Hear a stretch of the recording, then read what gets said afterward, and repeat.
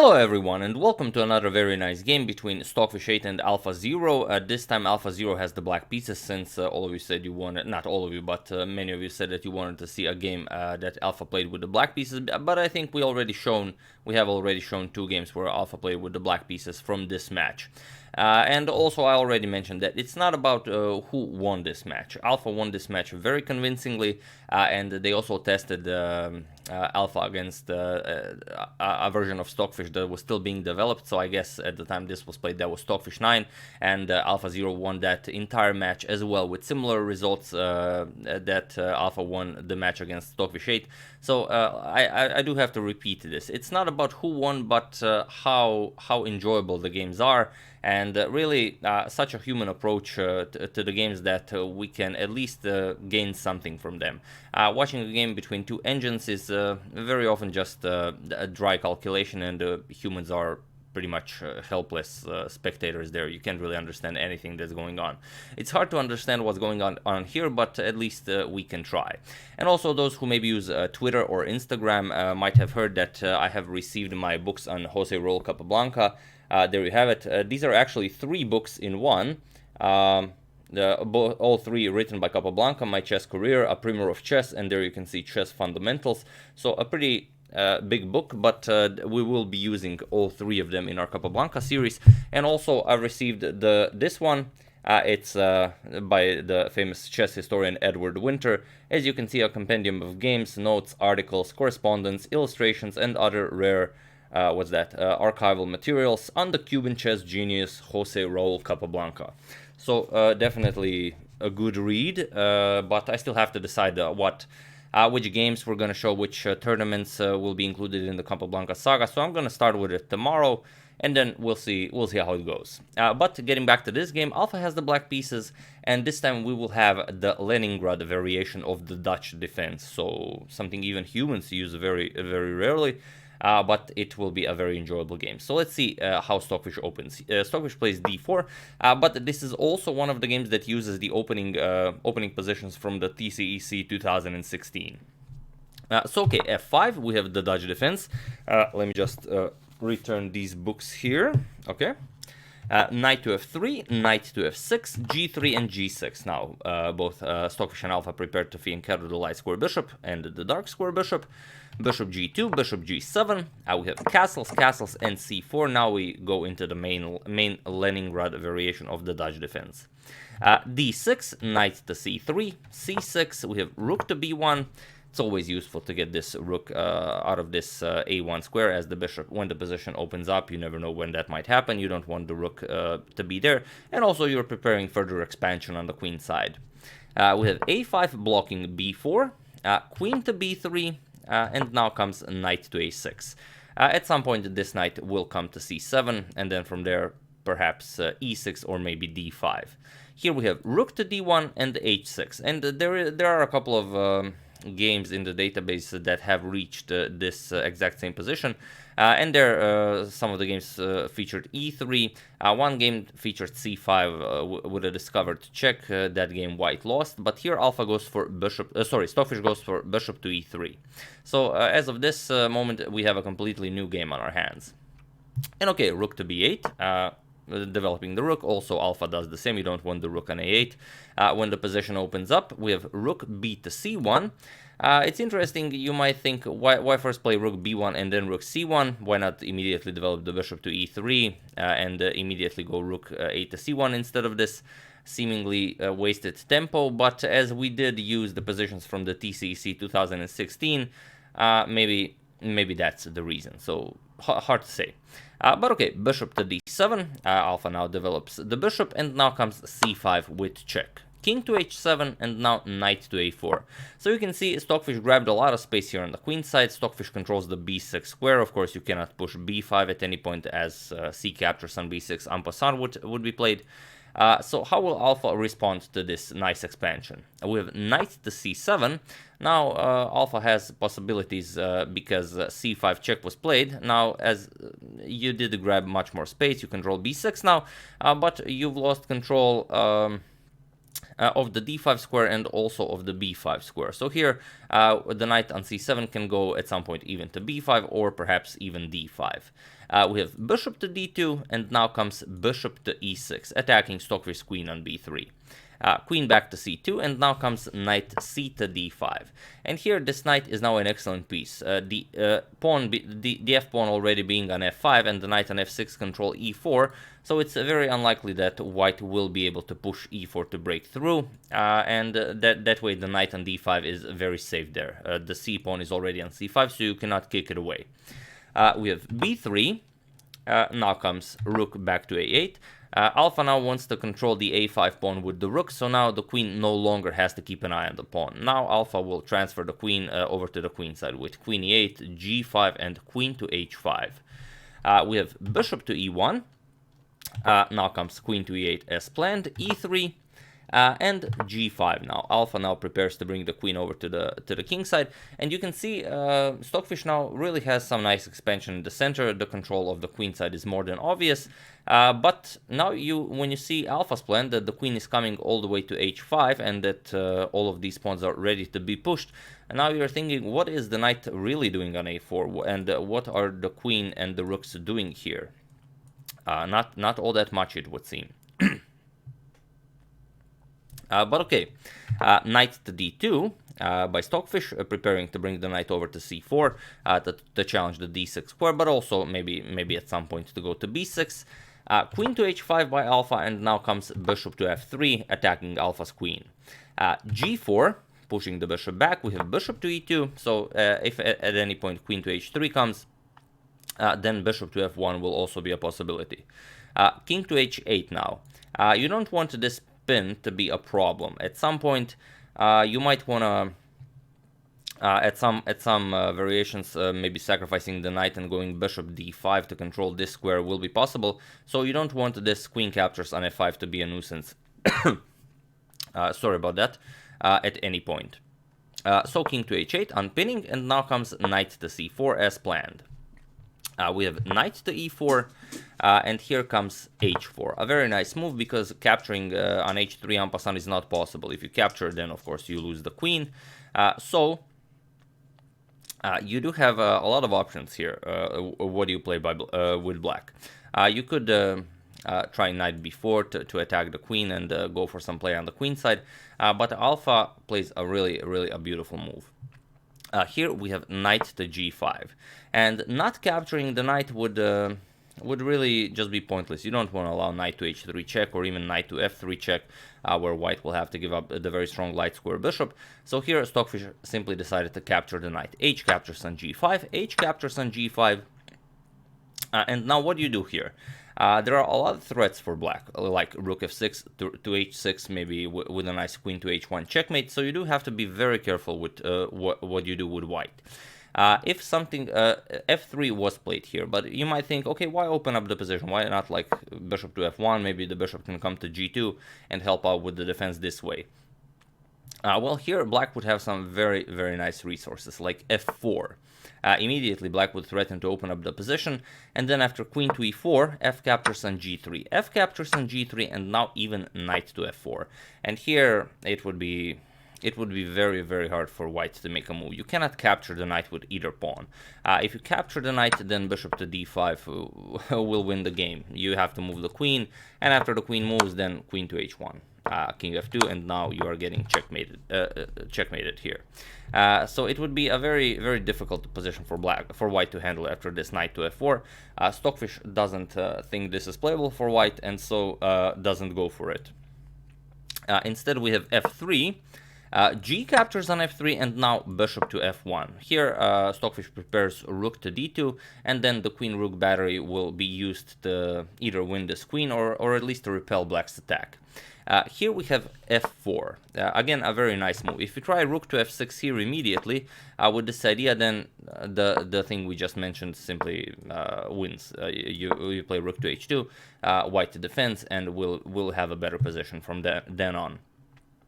So after bishop to f1, we have f4, immediately trying to bust open the position. Rook to d2, now threatening rook to h2 to win the queen. But now f captures on e3, a wonderful move by Alpha, where now rook to h2 does not work. It really complicates things. f2 check comes, and then after king to h1, queen captures on h2, a nice queen sacrifice. King captures, and now rook to f6, preparing rook to h6. You do have to make some room for your king, so king to g3 will not be possible.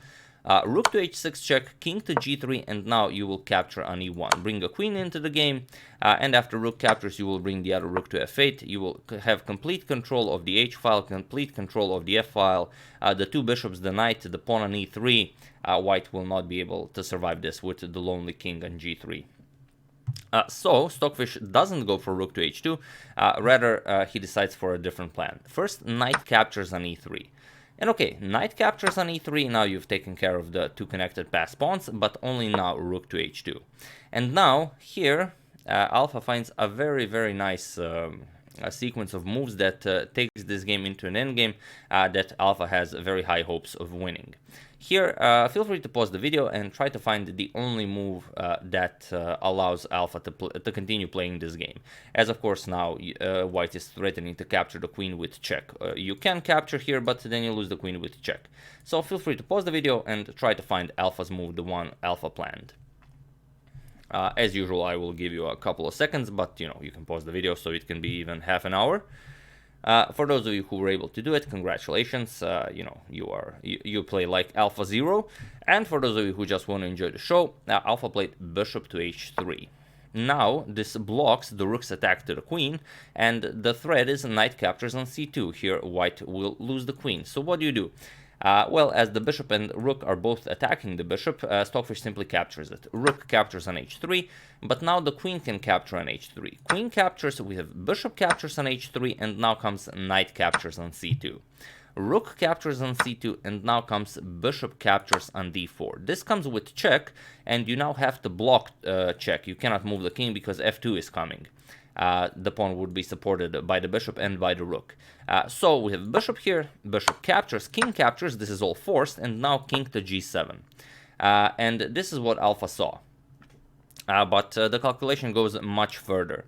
Because here Alpha has two rooks against a rook, a bishop, and a knight. So basically, a bishop and a knight are of course much stronger than a rook, but you also have to take the position into consideration. That's the only thing you have to take into consideration, and that's something Alpha really excels at. We have knight to b6, attacking the rook. Rook moves, rook 8 to d8, and now comes rook to c3. Here Stockfish attacks the f3 pawn, which is a very strong pass pawn, but here is how Alpha untangles. Rook to h8, attacking the bishop, bishop to e6, and now comes rook to h6, again attacking the bishop on e6. Rook to e3, now defending the bishop, and now comes rook to f8. So by a nice series of moves attacking the bishop, the f3 pawn is now protected. You cannot capture it as the bishop is hanging here. We have knight to d7, rook to h2 check, king moves, and now comes rook to e2. Again, a very nice move by Alpha. Because now there's no time to capture the rook on f8, because rook captures on e3, and you can't save both the knight and the bishop. You will lose at least one of those. After the rook moves, you will have to play something, and then it's simply a winning endgame for Alpha. So here, after rook to e2, we have rook captures on e2, pawn captures with check, king captures, and now comes rook to h8. So this is most likely the position. Alpha, of course, found everything that was played was forced, because if anything else was played, it would only favor Alpha. So this is now move 43, but we can imagine at that point on move 30, where bishop to h3 was played. So from this position, that was most likely the position 13 moves ahead that Alpha saw that we would be having this endgame after rook to h8. And here Alpha saw, okay, you do have a knight and a bishop for my rook, but the position is not all that clear. I mean, the a pawn and the g5 pawn are on dark squares, so your light square bishop is not really going to be of much use here. On the other hand, how are you going to attack attack the b7 pawn. That's basically the base of the pawn chain.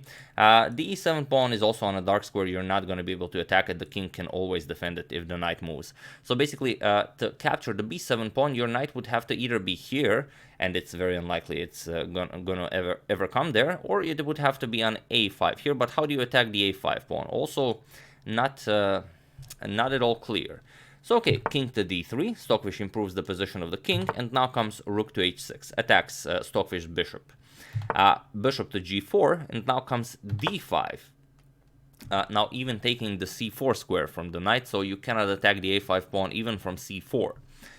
We have knight to e5, we have e6 now. So far it is a target, the rook is protecting it, but the king will approach the position soon, and then the rook will again be able to be activated. Knight to d7. Again, it's very hard for either the knight or the bishop to attack any pawn here, but at least now you're preventing the king from coming to f6. King f7, we have king to e3, and now comes rook to h1. Now the rook will be transferred over to the queen side, and the queen side pawns will become targets, and it will not be easy to defend them. Bishop to f3 attacks the rook, rook to e1 check, king to d2, and now rook to a1. We have bishop to d1, and now comes king to e7. First attacking the knight, knight to e5, and now king f6. Attacking the knight again, knight to g4, and now king to f5. The king makes use of the knight being attacked to improve its position. Knight to h6 check, king to e4, knight to f7, attacking the g5 pawn, but now g4. We have knight to d6 check, king to d4, and now a4. The queenside pawns are now protected, but now comes rook to a2 with check. King moves, and now comes king captures on c5. We have knight captures on b7 with check, king to b6, defending the pawn on a5, also attacking the knight. Knight to d8, attacking the e6 pawn, but now comes rook to g2.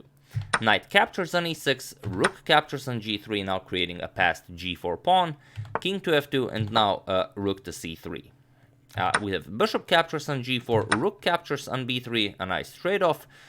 Bishop back to b1, attacking the rook, and now comes rook to b4.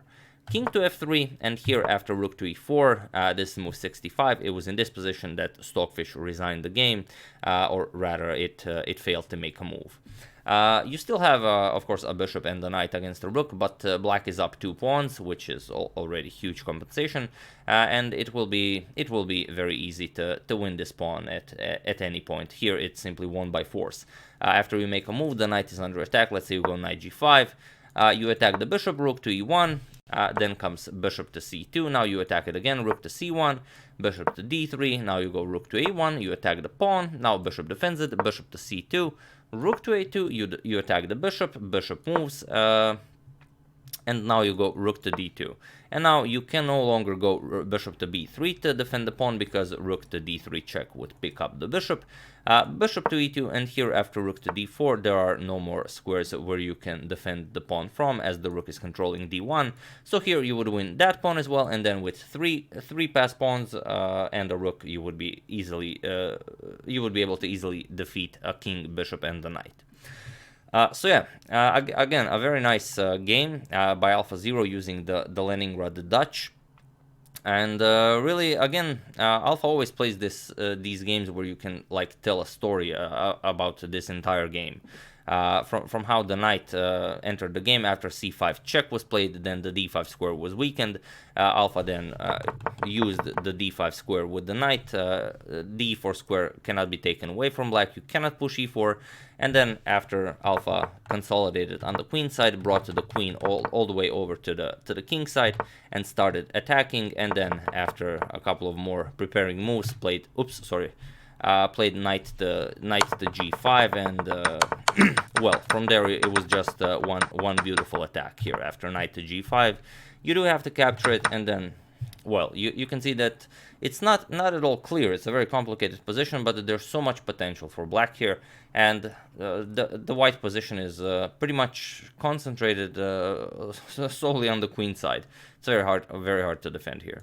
So again, a game we can use to at least get some ideas when we play our own games, and that is why Alpha's games are so important for the chess world, and are of such significance. So That's the game. I do hope you enjoyed it. I don't know if I will be starting the Capablanca saga tomorrow. Maybe we're gonna check up on the Sunway Sitges tournament, and then we'll see how much it will take me to prepare it, as we do have the World Blitz and Rapid Championship starting very soon, so we might even do the Capablanca saga after that, but we might start with some games before starting the World Blitz and Rapid Championship. That's the game. I really do hope you enjoyed it. I would like to thank David Hannay, Martin Rolfson, Carmen Mares, Lemo Muro, and David Chervinsky for a contribution to my channel. Thank you a lot. I really appreciate it. As usual, you can check all my previous videos here. Thank you all for watching, and I will see you soon, hopefully with some more interesting content. Enjoy the rest of your Friday. Thank you all, and I'll see you soon.